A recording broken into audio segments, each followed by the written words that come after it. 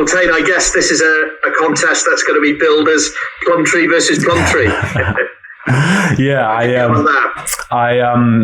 There's been a little bit of chat between me and Dad over the last couple of weeks in the lead up to it. No doubt there's I guess a bit of bragging rights at the dinner table for sure. I think if I'm able to get up, I might finally get the head of the table at dinner when I'm back in New Zealand, which would be nice. But it is just another game really in terms of our lead up to it and our prep. So I'm not thinking about all that too much. It is quite a cool little occasion for us, but I've got a job to do, and that's what I'm thinking about.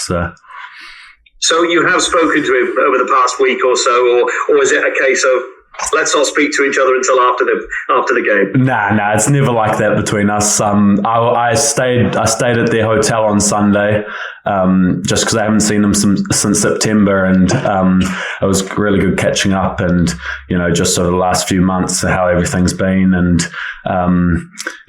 just there's no hostility whatsoever. It's more a bit of a joke between us now. Of course, and you're very close to your dad, aren't you? I think you've said in the past when you got your first Wales cap, for example, it was an emotional phone call to your dad to reveal that. Yeah, no, Dad's always been sort of that pillar in the background that's always helped me out with my rugby stuff throughout my career, and he still does.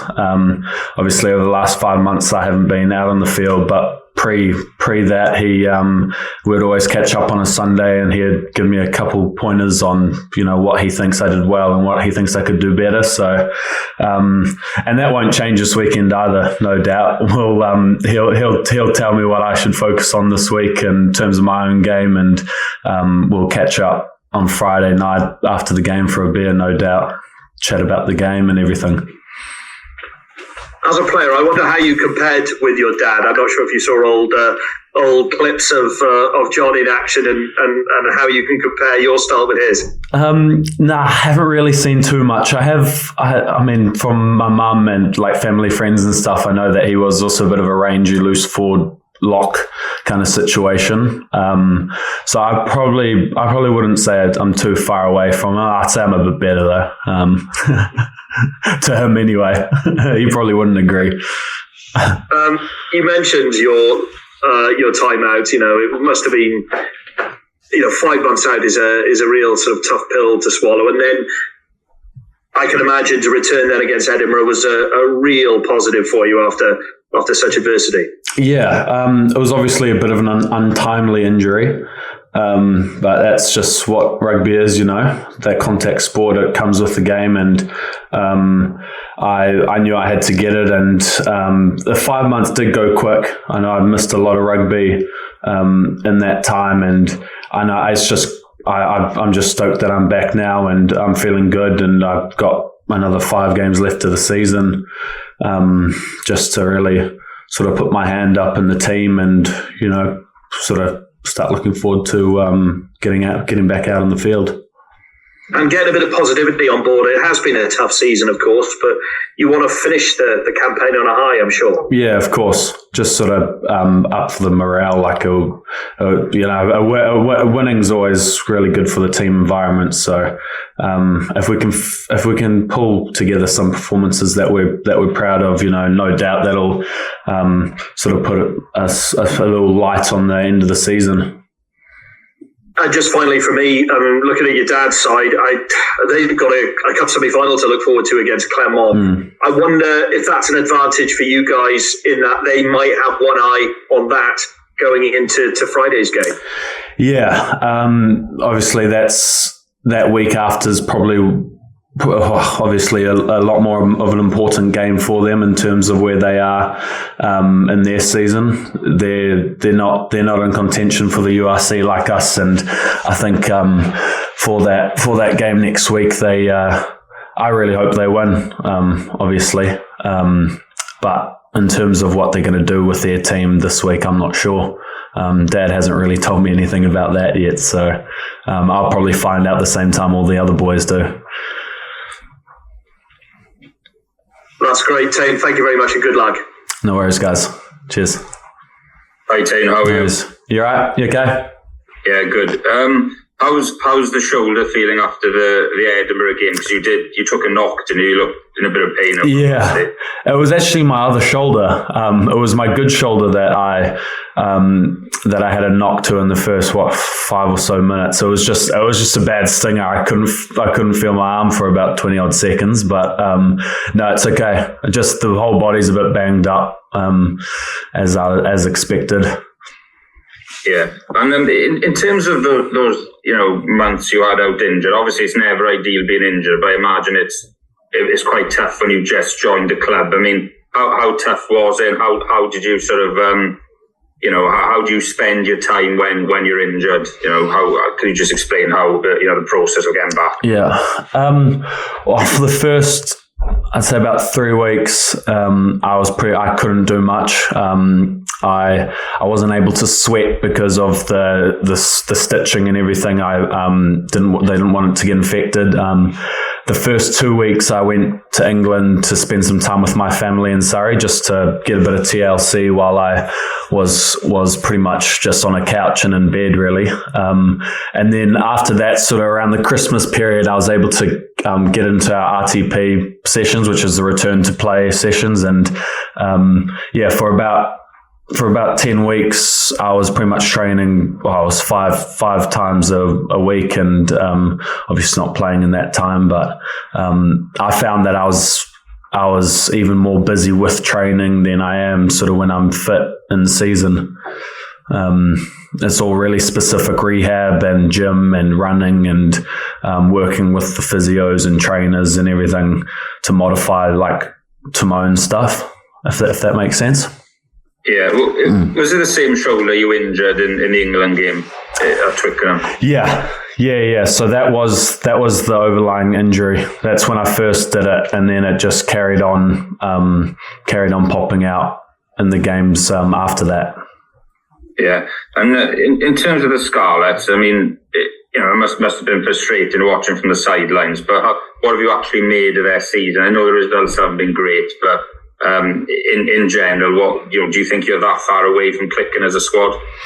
I thought we really showed some positive signs in that Edinburgh game. That we've struggled to see over the last maybe 6 or so weeks. So there was a lot of positive reviews that have come out of this week. I think that first half we showed a lot of fight and sort of mongrel in that defence. Which is, I guess, a positive coming into this week, giving us a bit of a confidence boost. Because it's a fairly, I don't know if I'm able to say it's a fairly unchanged side, but we seem to see if there's a little bit of a click that's happened from last week, and hopefully it sort of carries on to the next few games that we've got coming up. I was just wondering as well, when you initially had the shoulder injury in the England game, was that given as a reason why you weren't selected in the World Cup squad, or did they not sort of say? Oh, they didn't really clarify on that really. I was up against a lot of good loose forwards, and that's why I think I didn't make it really. I was able to play after about 6 weeks after I did that injury. So, there's a lot of class loose forwards in that setup, and I think I just missed out, which is obviously quite unfortunate. But the injury, I can't imagine the injury helped out my case too much, unfortunately. But yeah. Did Warren and the coaches give you stuff to work on, or any words of encouragement when you were sidelined? Yeah, of course. Sort of just after, I haven't really chatted to Gats since sort of after that World Cups or pre-World Cup stint that I've had. I've just obviously my main focus has been my stuff around the Scarlets, and I got some encouraging words once I left that camp. And yeah, I haven't really been in touch with any of them since. Yeah, and presumably the summer tour would be a goal of yours, provided you obviously play well for Scarlets. Yeah, no, definitely. It's that summer tour's in the back of my mind a bit. It's nice I get these 5 games to hopefully get my groove back and start playing some decent footy again before that side gets selected. So yeah, and just finally for me, obviously you play sixth on the weekend, but you have played. Looking at your past career, you have played elsewhere in the back row. I think you played a lock as well. I mean, do you see yourself as a six predominantly, or do you think you're a sort of player that can slot in wherever asked? I think predominantly a six. Yeah. I want to learn the sort of skill sets of an eight a little bit more. That's kind of like, I think I can play eight, but I haven't played much of it.